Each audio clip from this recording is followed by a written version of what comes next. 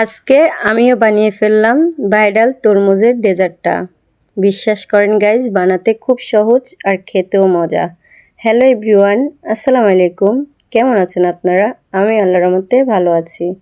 এই যে দেখেন, আপনাদের ভাইয়া আম এনেছে আর তরমুজ এনেছে। যাই হোক, আমি তরমুজটা খেতেই লেগেছিলাম। তখন আমার ছেলে বলল, আম্মু আমি না তরমুজের ডেজার্ট খাবো। তারপর আমার জন্য একটুখানি কেটে বাকিটা ওর জন্য এই যে দেখেন, আমি সুন্দর করে তরমুজের ভিতর থেকে কেটে নিচ্ছি। এটা একটু আমি দুষ্টামি করে করলাম, ছোট ছোট করে। তারপর চুলায় ফ্রাই প্যানটা দিয়ে দিলাম। দিয়ে দেওয়ার পর আমি তরমুজটাকে ব্লেন্ড করে নিয়েছি। ভিডিওটা লং হয়ে যাবে, যার কারণে আপনাদের সাথে ব্লেন্ড করাটা দেখাই নাই। এখানে দেখেন, আমি চুলায় একটা ফ্রাই প্যান বসিয়ে দিয়েছি আর তরমুজের জুসটা দিয়ে দিয়েছি। সেখানে জাস্ট এই যে ঢাকনাটাতে এক ঢাকনা আগার আগার পাউডার দিয়ে দিয়েছি। এটা দেওয়াতে কি হবে, আপনার তরমুজের জেলটা তরমুজটা জেলের মতো বসে যাবে। আর এটা না ঠান্ডা অবস্থায় দিতে হবে, তাহলে খুব তাড়াতাড়ি এটা গলে যাবে। আর যদি গরম অবস্থায় দেন, এটা দলা দলা পেকে যাবে, তখন এটা গুলবে না।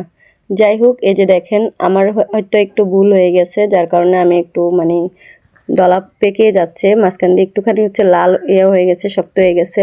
তারপর এটাকে আমি হাত দিয়ে নরম করে, এই যে দেখেন, ভালো করে লাড়িয়ে যখন একটা দুটো বলক দিবে, তখন এই যে দেখেন, এটা পুরোটা বলক দিয়ে দিয়েছে।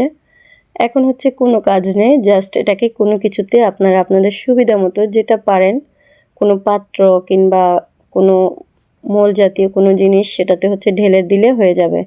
তো দেখেন, এখানে আমি সুন্দরের জন্য তরমুজের চামড়ার মধ্যে এটাকে ঢেলে দিয়েছি, কারণ তরমুজের চামড়ার মধ্যে দিলে আমার মনে হয় একটু বেশি ভালো লাগবে।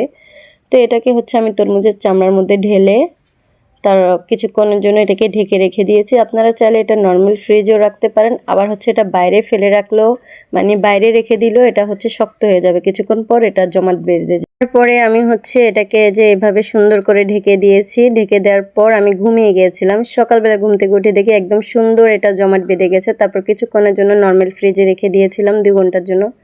2 ঘন্টা পর এটা ঠান্ডা ঠান্ডা খেতে বেশি মজা লাগে। এই যে দেখেন কি সুন্দর হয়েছে, তাই না? বানাতে যেমন সহজ, খেতেও খুব মজার। যাই হোক, এটা খুবই সোজা, আপনারাও চাইলে বাসায় ট্রাই করতে পারেন। অসম্ভব মজা।